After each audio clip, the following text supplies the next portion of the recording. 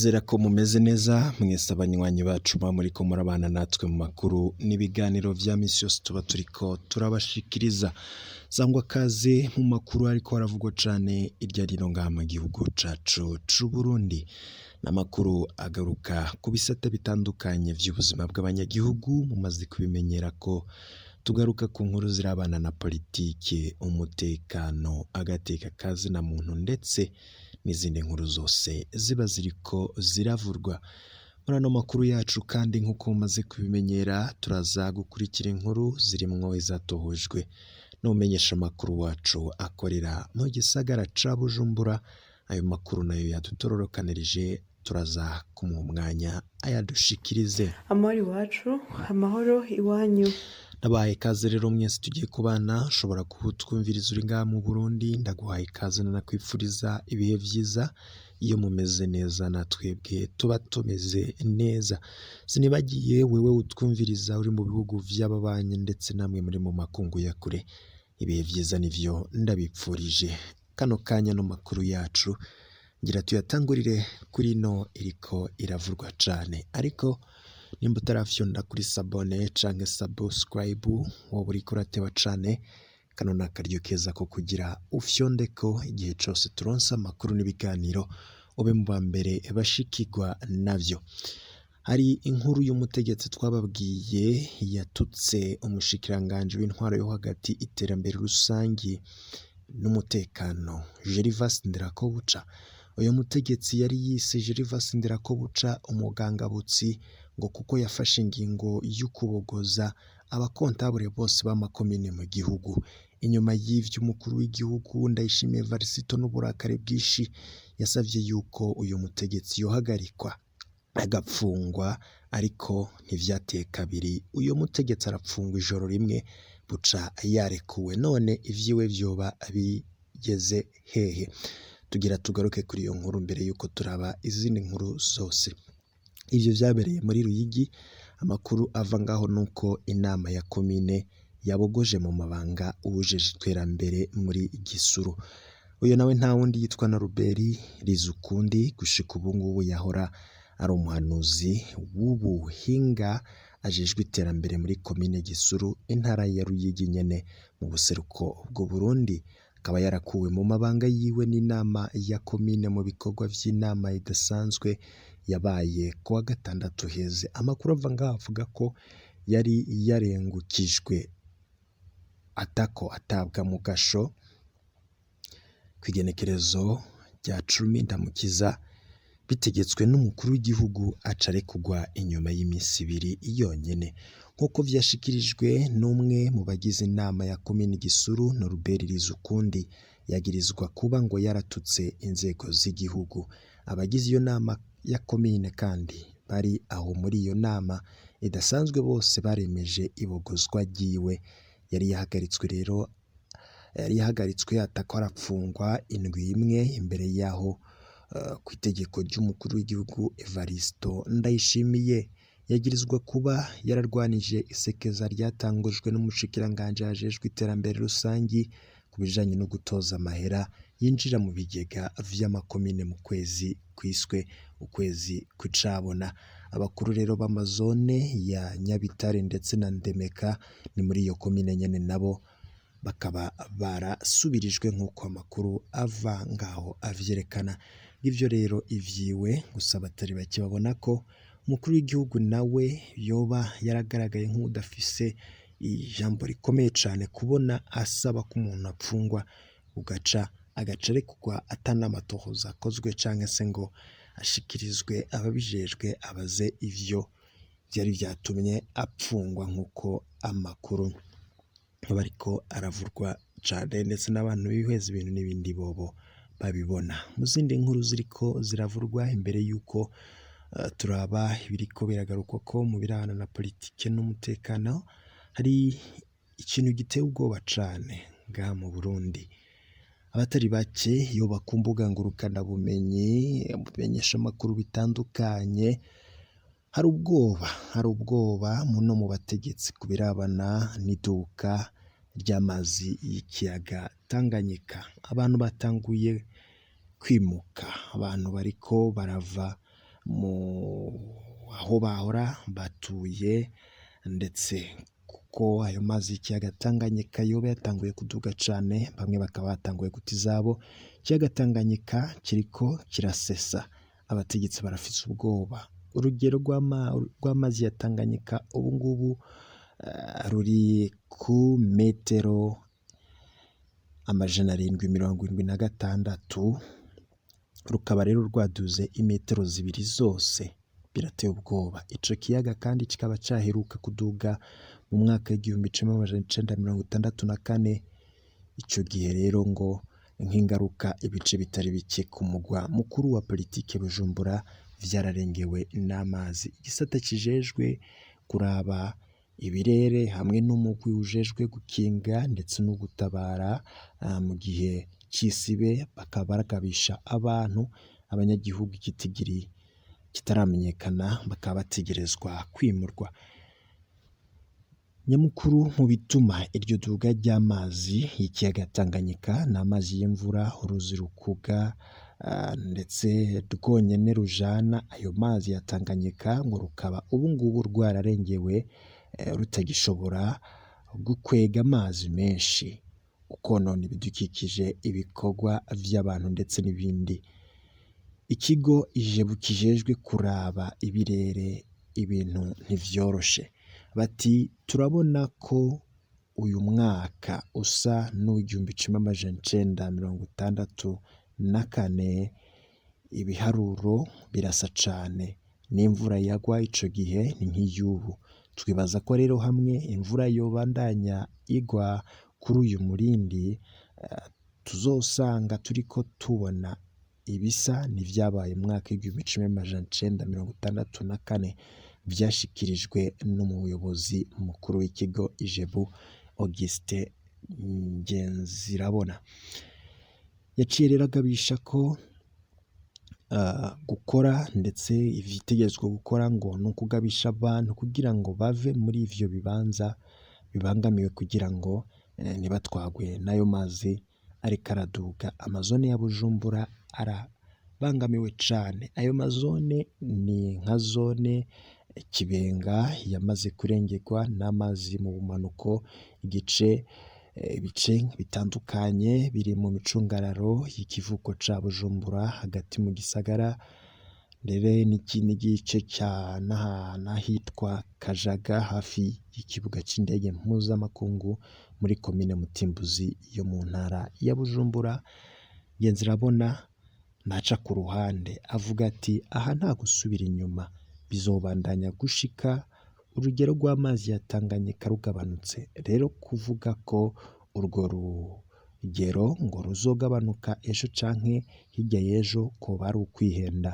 Nawe uzi ico rero umwanya utibikiye, ariko ikimaze kuboneka murabona ko ngo ico gice kiri munsi y'urugero rw'amazi y'ikiyaga Tanganyika. Ukuraba rero ukuntu atawuboguma baba muri iyo zone, kuko ngo ni zone abantu babangamiwe cane, niko yashikirije mu kiganiro gitoya yahaye abamenyesha amakuru. Urugero rusanzwe rw'ikiyaga Tanganyika ni metero 774, ubu ni metero 776, bivuga yuko hiyongereye ko imetero 2 zose. Ingaruka rero zatanguye kwibonekeza, bati twabonye ingaruka z'iryo duga ry'amazi ikiyaga Tanganyika riteye umutima uhagaze. Imiryango yaramaze guta izabo mu Rumonge. Igihe Buramatari adutabaza yatubwira ko hari imiryango 264, ariko tumaze kugenda twaharuye imiryango 482, kandi ngo ndashobora kwemeza ko iyo miryango ibandanya yiyongera. Twarabonye kandi ko hari imiryango yimutse muri komine Muhuta mu ndwi iheze. Twaraharura imiryango irenga 240. Muri komine Bugarama twari dufise imiryango irenga 750 yimutse. Bikaba vyashikirijwe na Anisette Nibaruta ajejwe ikigo co gukinga ndetse no gutabara mu gihe c'isibe, mu gihe bari bagiye gukingira uruzi Mutimbuzi, rumwe mu nzuzi nini zisuka muri Tanganyika. Inama y'abahinga ikaba yarakoranye ibarabara ryitiriwe Ubuyapani rifatanya n'ikivuko ca Bujumbura n'ikibanza ca Cercle Nautique, rirazibiye kuva kuwa 12 Ndamukiza kubera iduga ry'amazi y'ikiyaga Tanganyika. Ngo rero ngo iyo nibaruta akabasaba ko amamodokari manini yobuzwa guca kw'ibarabara ryitiriwe Uvira rifatanya igisagara ca Bujumbura na Uvira mu ntara ya Kivu y'ubumanuko mu buseruko bwa Repubulika Iharanira Demokarasi ya Kongo. Ariko ngo mu rwujejwe gukinga ndetse no gutabara mu gihe c'ibiza n'isibe ngo ntugarukiriza ngaho, ingufu zawo uzobandanya gukora n'ibindi bikorwa bitandukanye nk'uko amakuru dufise avyerekana. Ndakwibutsa ko ikiyaga Tanganyika gifise amazi atekanye ku rugero rwa 17%, kikaba rero gitunze abantu benshi cane. Ico kiyaga kirekire kw'isi gipima ibirometero 673, ni nk'ica kabiri kw'isi mu bumanuka, kikaba rero gifise metero 1470. Kiracari mu bibangamiwe cane kw'isi. Mu mwaka w'2017 ishirahamwe Global Nature Fund ryise Tanganyika ikiyaga kibangamiwe kurusha ibindi muri uyu mwaka. Muri ntwarante mu mwaka w'2020 igihe amazi y'ikiyaga Tanganyika yaduze umuvuduko mu kuduga, abantu barenga 25,000 barataye izabo nk'uko vyagiye biramenyeshwa. Ngayo rero hamwe mu makuru yagaruka cane, ariko imbere yuko turaba n'izindi ziriko ziravurwa, ngira tubanze twakire umumenyesha makuru wacu akorera i Bujumbura nawe adushikirize amakuru yadutororokanirije. Turazogoroka turaba izindi nkuru zivurwa muri politike ndetse n'izindi nkuru zose zivugwa mu karere k'ibiyaga binini. Sangwa kaze tumwakire nawe. Amahoro iwacu, amahoro iwanyu. Ntimwibagire gufyonda kuri subscribe no kubisangiza bagenzi banyu. Bana natwe mu ncamake y'amakuru agezweho mu gihugu c'u Burundi.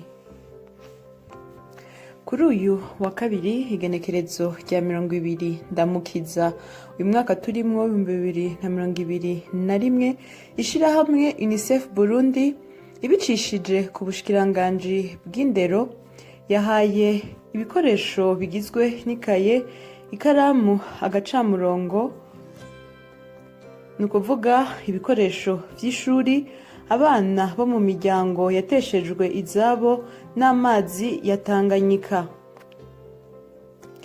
Abaronkejwe iyo mfashanyo nabo ku mitumba ya Kanyenkoko, Centre Urbain, Iteba, Nkayamba yatewe n'ayo mazi. Abo banyeshure bo kuva muri maternelle gushika mu mashure y'inyuma y'ishure y'inshingiro ngo baba bamaze kurenga 600 bava mu miryango yakozweko n'iyo myuzurira. Ibarabara ry'igihugu numero 3 rirageramiwe no kubomoka ku ruzi Gitotwe mu Karonda. Tukiri mu ntara ya Rumonge, umugabo wo ku mutumba Rutumo muri komine Rumonge, intara ya Rumonge, ari mu minwe y'igipolisi kuva ku munsi w'Imana kubera ko yagirizwa gushurashuza abigeme bari mu vyumba vy'amasengesho, kandi akaba afunganywe n'umwe muri babiri yatwaje inda kubera ko yari yamuzanye ngo amugire umugore wa kabiri. Abandi bagabo bo muri zone Minago muri iyo komine nyene nabo bari mu minwe y'igipolisi, umwe akaba ari Rumenyi, uyundi akaba ari uwari yatumbereye uwo Rumenyi ngo amuvurire umuhungu wiwe, ariko uwo muhungu aca arasandaba mu gitondo co kuri uyu wa kabiri. inyuma yaho kuri uyu wa mbere hatanguye gukorwa ikibazo gitanga uruhusha mfatakibanza mu ntara ya Kayanza, bamwe mu banyagihugu barondera uruhusha rwo kugendesha ivyuma barashima kuba barapfunyirijwe urugendo. Kuri ubu ibibazo vyo kuronswa urwo ruhusha bikaba bisigaye bikorerwa muri iyo ntara.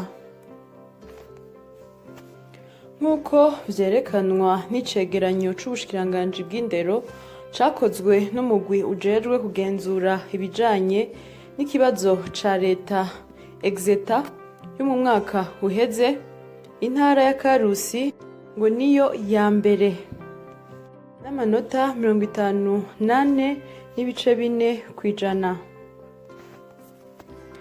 Mu ntara ya Ngozi, ibinyobwa bihingurwa n'ishirahamwe Braludi bimaze igihe bitaboneka. Bibonetse naho ifanta yahora igurwa amafaranga 800 ubu ikaba igeze ku mafaranga 1000, kubera ko ikarato yayo ibonetse igurwa amafaranga 17,000, nayo Amstel ndende ku ikarato irangurwa amafaranga 22,000, icupa nayo ikagurwa hagati y'amafaranga 2,200 n'ibihumbi 2,500 vy'amarundi. Beshu nayo nyene ibonetse ikarato irangurwa amafaranga 27,000. Nubwo abajejwe intwaro badahengeshanya kuguma basaba ko ibiciro bizwi vyo kubahirizwa, aho mu ntara ya Ngozi ngo n'umuzi w'ibuye. Mu gihe leta y'u Burundi yaheruka gushiraho ingingo yo kubuza kwinjiza ibigori mu Burundi bivuye mu bindi bihugu nka Uganda na Tanzania, kuri uyu wa mbere abanyagihugu bo ku mutumba wa Murama muri komine Muyinga mu ntara ya Muyinga barafashe amatoni 3 y'intete z'ibigori vyari vyinjijwe mu kinyegero bikuwe mu gihugu ca Tanzania. Gad Brighton yatanguje ishirahamwe Favorite Partner Company rigiye gufasha imisore n'inkumi bageze kubaka ariko babuze abo bubakana. Ni kuvuga ko uwabuze uwo bubakana azotumbera iryo shirahamwe risanzwe riri muri immeuble Kabwa imbere ya Stella Matutina, hama mu kwiyandikisha atanga amafaranga 10,000, anavuge n'uwo yifuza kubakana nawe uko yoba ameze. Nibamara kumumuronkera bompi bazoca bariha amafaranga 100 umwe imbere yuko babahuza. Inyuma yaho umushikiranganji ajejwe uburimyi menyekanisha igiciro gishasha c'ikawa, urunani rw'abarimyi b'ikawa mu Burundi barashimye iryo duzwa y'igiciro kubera ko vyari bikwiye harabwe inguvu zikoreshwa mu kuyirima. Nayo abakorera muri ico gisata bigenga bo bavuga ko batabona neza ico bafatiye ko kugira ico giciro kiduzwe bo naho gishingwa n'isoko mpuzamakungu. Constantin Nyamuzangura arongoye ishirahamwe ry'abaganga bize kuvura umutima ariyo Société Burundaise de Cardiologie, kuri uyu wa kabiri yashikirije ko abantu barenga 100 aribo babazwe indwara y'umutima bafashijwe n'ikigo c'abahinga bavuye mu gihugu ca Sudani bo mwishirahamwe Salam Center. Hari mu gihe batanguza isekeza ryo gusuzuma abo bafashije uko amagara yabo yifashe. Yongeye ashikiriza kandi ko hari abandi bafise ikibazo c'umutima barenga 50 bakeneye gufashwa. Dutandukire amakuru y'inkino. Ku munsi w'ejo wa gatatu genekerezo ya 21 Ndamukiza, hazotangura inkino za mbere z'ic'umunani gishira ica nyuma mu gikombe citiriwe umukuru w'igihugu. Inkino zose zizotangura isaha 9 z'umuhingamo, aho Rukinzo na Vitaro FC zohura ku kibuga Intwari, nayo Musongati na Buhumuza zizokinira ku kibuga Ingoma. Bumamuru na Burundi Sport Dynamique zizokinira ku kibuga Urunani, nayo ku kibuga Urukundo Message Ngozi izotana mu mitwe na Interstar. Ku kibuga Umuco naho Olympic Star izohura na Lydia Ludic. Na ku munsi wa kane hazoba inkino zitatu, aho ku kibuga Intwari Tel Aviv FC izokina n'umugwi Flambeau du Centre, na ku kibuga Ingoma Garage FC izokina n'umugwi Lumière de Mwumba. Ku kibuga Urumuri Royal FC izohura n'umugwi Bujumbura City.